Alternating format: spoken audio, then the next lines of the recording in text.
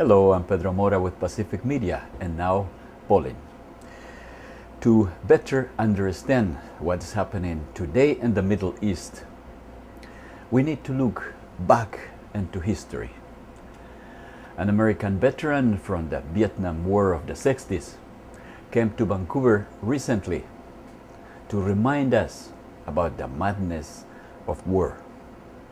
He has written a book entitled Blood on the Tracks.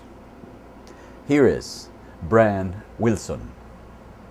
I was born in the greatest country in the history of the world, endowed by our Creator to bring Christianity to the heathen and prosperity to the impoverished. Now, to me, that was a fantastic story. I loved it. I loved being part of that story.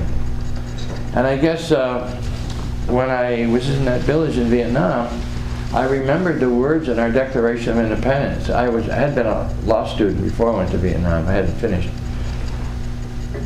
In the Declaration of Independence in the United States, there's three words that always stuck with me since I grew up with Seneca Indians in upstate New York. Was talking about the merciless Indian savages playing havoc for the settlers in the new colonies. And in Vietnam, as I was in a village, I knew I was the savage. And I had it completely upside down. And that's the way I think of it to this day. I was the enemy. I was in Vietnamese villages 9,000 miles from my farming village. I was in their village. They were not in my village. Now, how absurd is that? How can you possibly rationalize it? But it was, at the time, I actually contemplated, suicide. It was like, how could everything I have been raised to believe in be so wrong? But I'm a Vietnam veteran, did not lose my legs in Vietnam. I lost my legs in the United States at a military base protesting Reagan's wars in Central America. But I finally got around to writing my memoirs called Blood on the Tracks, The Life and Times of S. Brian Willson. It took me 8 years to write this book. And it's a story that I think people generally are interested in hearing because I started out so straight and so such a good little boy in my rural town in upstate New York. And while I was in graduate school in the 60s, I got drafted into the military. And I was totally for the war in Vietnam to stop the spread of what we called communism, that were threatening the future of democratic societies in the world. I got my orders to be an Air Force Ranger officer trained at Fort Campbell, Kentucky to go to Vietnam with a Ranger unit of 40 men. And while I was in Vietnam in 1969, one of my jobs was to go into villages after airstrikes, although I didn't know the airstrikes were hitting villages. It was to assess the success of bombing targets. And the targets, every target that I was asked to investigate was an inhabited, undefended fishing village in the Mekong Delta. So,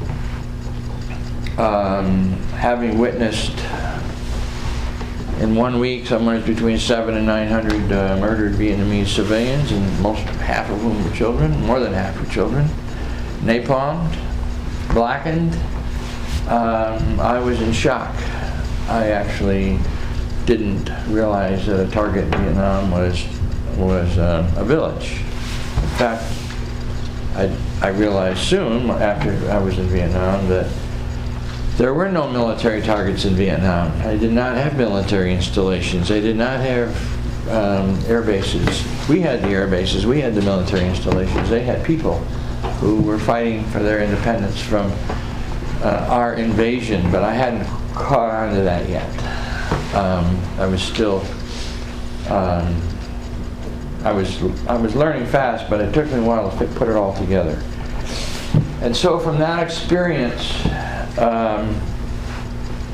I did protest the war while I was in Vietnam. I actually flew from my little area in the Mekong Delta to Saigon to meet with my superiors.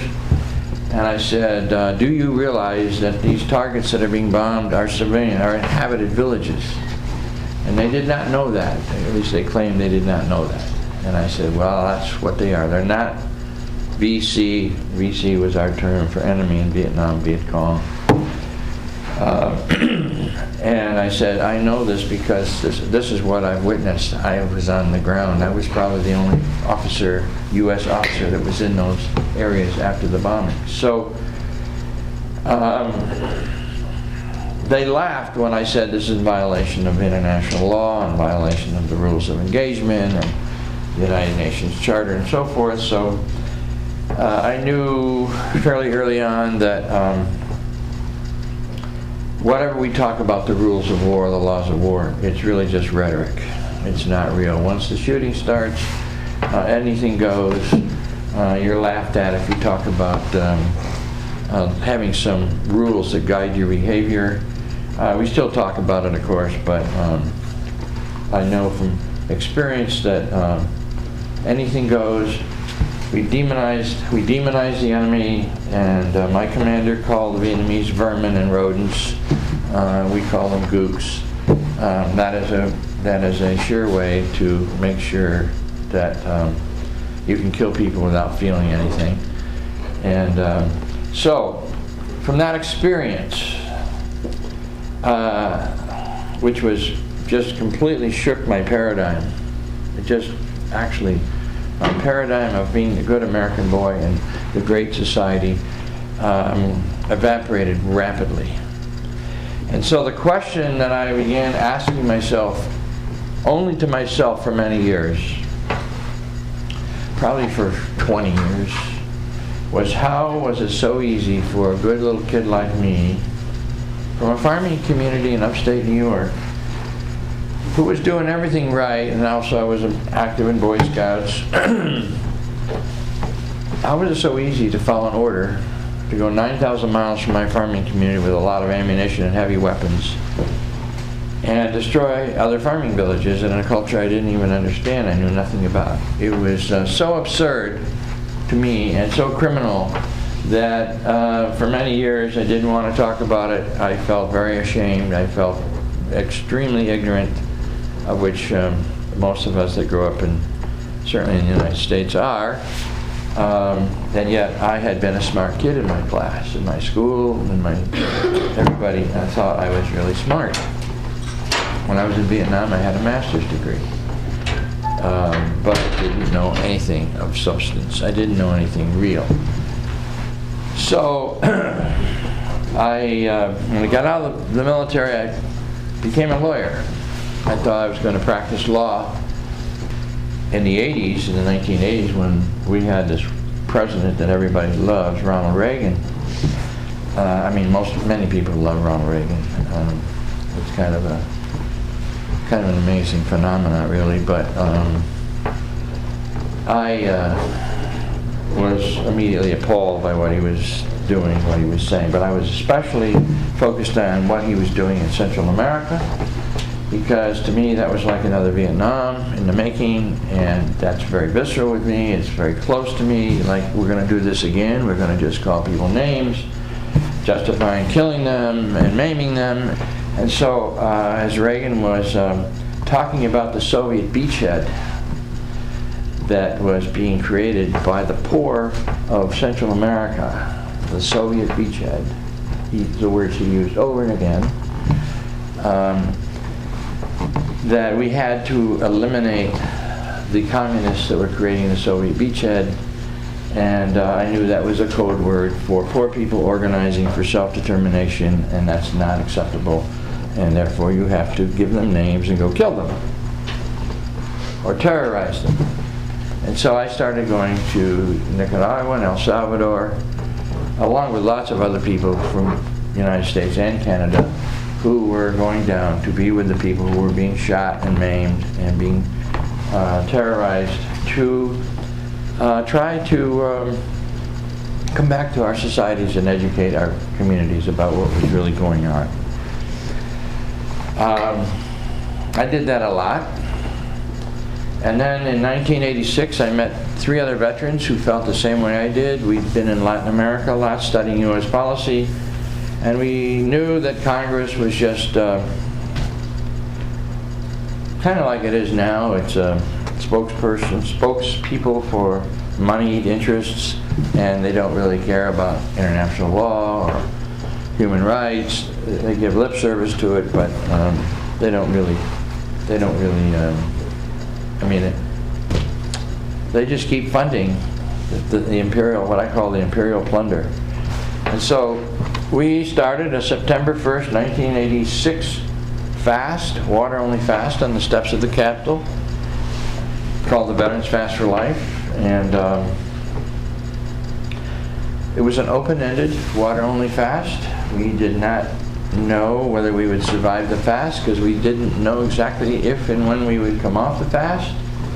But we wanted to make a statement to the American people, the U.S. American people, that there were at least 4 veterans who at one time put our lives on the line for our country in wartime, who were now willing to put our lives on the line to speak the truth about what U.S. policies are all about. In other words, we were putting our lives on the line for peace, on justice, rather than for war. And it was coming from our hearts and consciences, not from some military officer directing us to do it. And so we were on that fast for 47 days. That was 25 years ago, 26 years ago now. And I wound up organizing a bunch of vets after this to go into Nicaragua and El Salvador as trained in nonviolence. We would go in the war zones and remain in the war zones and live with villagers and travel from village to village, monitoring what in Nicaragua Reagan's terrorists were called Contras. In El Salvador, it was the Salvadoran government against, and the death squads against the revolutionary process in El Salvador, happening at the same time. So there were 2 countries side by side that were having these intense revolutions. In Nicaragua, the revolutionary government was in power. The U.S. was trying to overthrow that government. In El Salvador, the repressive government was in power, and we were doing everything to maintain the stability of that government against the revolutionary process. So we were going into the war zones to be eyes and ears and stay there for periods of time to witness what was happening. And so we walked on the roads of Nicaragua and traveled on the roads of Nicaragua for about 6.5 weeks in the spring of '87. Witnessing lots of murders, lots of destroyed infrastructure, lots of destroyed schools, health clinics. All the electric lines were down in the country outside of the capital city of Managua. And there was one point, that trip, that I came out of a hospital having visited 200 amputees in one day. And I remember sitting on a little bench outside the hospital. This was up in the war zones in northern Nicaragua, and I said, their legs are worth just as much as my legs. And I sat there and just had put my head in my hands, and I couldn't kind of deal with just all this incredible carnage that was going on with our money and with our legislators financing it and with our president directing it. I did not know, that was in April of '87, I did not know that within 4 months I would lose my own legs, because as a result of that experience, I, with others, we discovered where the weapons were coming from in the United States to Nicaragua and El Salvador. It was the Concord, California Naval Weapons Station. We went to that base, and starting in June 10th, 1987, we began a 24-hour full-time vigil at that base. And that base moves the weapons from its bunkers on trains on 3 miles of track and parallel road with trucks bringing weapons, and they're taking them to ships in the Sacramento River that are then in turn shipped to El Salvador and Nicaragua. So we began that vigil and people immediately started getting arrested. That vigil went on all summer long. I was a jail support person, and but I was watching the box cars and the flatbed cars go by every day. It's a 5-mile-an-hour train with crates of white phosphorus rockets, napalm bombs, 500-pound bombs, grenades, ammunition, and so forth.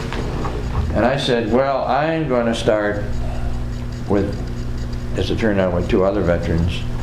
I'm going to start a fast, a 40-day fast, on the steps, on the tracks, on the anniversary of our fast the year before, September 1st.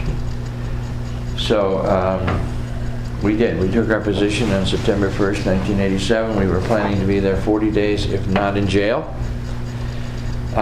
We had attempted to meet with the base commander to explain exactly what we were doing, why we were doing it, when we were doing it, where we were doing it, and he refused to have a meeting with us. But this was, we attempted meetings with him 10 days before September 1st, and then again 5 days before September 1st, and on that day we again tried to have a meeting with him. And he refused, and so we took our positions, and the first train that day came about 10 of 12, just before noon on a very sunny day. And there's always 2 spotters on the front of the locomotive whose job it is to make sure the tracks are clear. And so and there's a sign right next to our vigil that said, the penalty for blocking federal munitions trains is a $5,000 fine and 1 year in prison. So we figured we might be doing a year in prison. The next thing I knew, I woke up in the hospital 4 days later.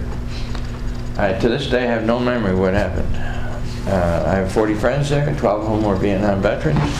There was 2 other veterans with me on the tracks who just barely got out of the way. The train was speeding at 17 miles an hour in a 5-mile-an-hour zone. How I survived, I do not know. I had fractured skull, destroyed my right frontal lobe, lost my legs, broken wrist, broken elbow, broken shoulder, broken ribs. This left ear was sliced off and sewn back on. But on the day that I woke up, 9,000 people, this was September 5th, 9,000 people showed up at the tracks and ripped up the tracks, 300 feet of the tracks, and they stacked up the railroad ties and the rails in kind of a sculpture. This was a relatively spontaneous response of rage to what had happened 4 days earlier. And from that point on, for 28 months, day and night, 24 hours a day, there was a permanent occupation on the tracks of anywhere from 100 to 200 people.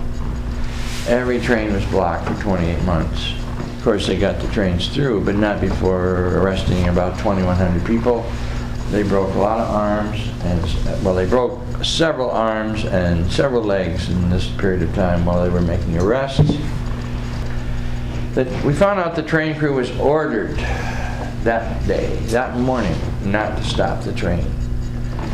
Basically, what happened to me is what happens to people all over the world all the time when they stand up to power.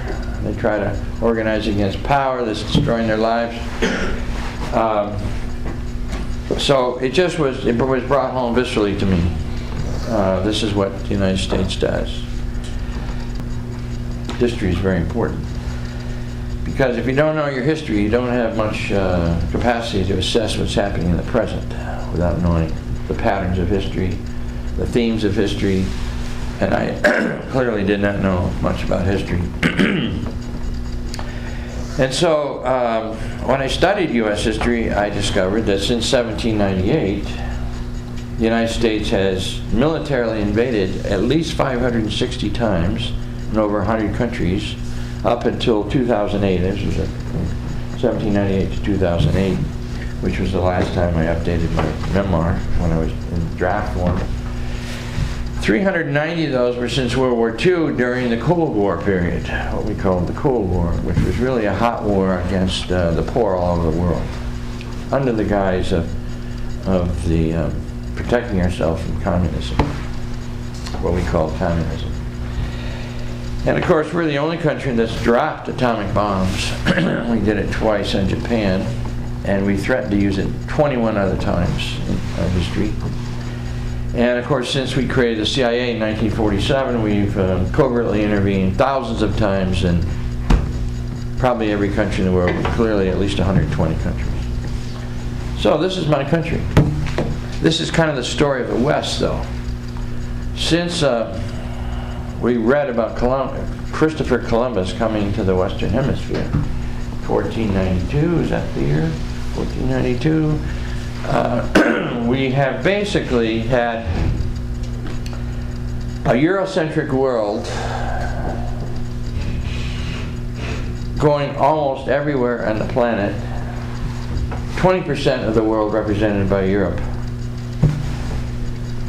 plundering the other 80%. So basically, when we talk about Western civilization, industrial civilization, it's the product of 5 centuries of exploitation, all justified by racism, the ideology of a sense of superiority, exceptionalism we call it in the United States, which puts us in a kind of a delusional state of mind from the time we're growing up and being conditioned in understanding patriotism, nationalism, history, and so forth. And it's a pretty serious pathology, because it basically makes us, it feeds our arrogance, it feeds our sense of omnipotence, it feeds our sense of phony baloney superiority, which is just a cover for basically plundering other people, other resources.